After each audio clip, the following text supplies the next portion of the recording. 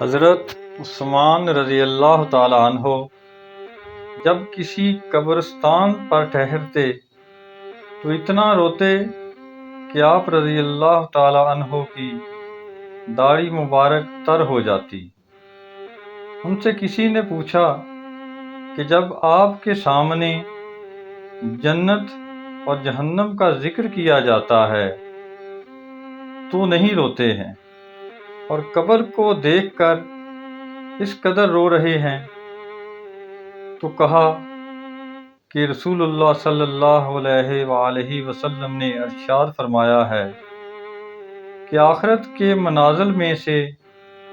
قبر پہلی منزل ہے، تو اگر کسی نے قبر کے عذاب سے نجات پائی تو اس کے بعد کے مراحل آسان ہو جائیں گے، اور اگر جسے عذاب قبر سے نجات نہ مل سکی تو اس کے بعد کے منازل سخت تر ہوں گے۔ حضرت عثمان رضی اللہ تعالیٰ عنہ نے مزید کہا کہ رسول اللہ صلی اللہ علیہ وآلہ وسلم نے ارشاد فرمایا کہ گھبراہٹ اور سختی کے اعتبار سے قبر کی طرح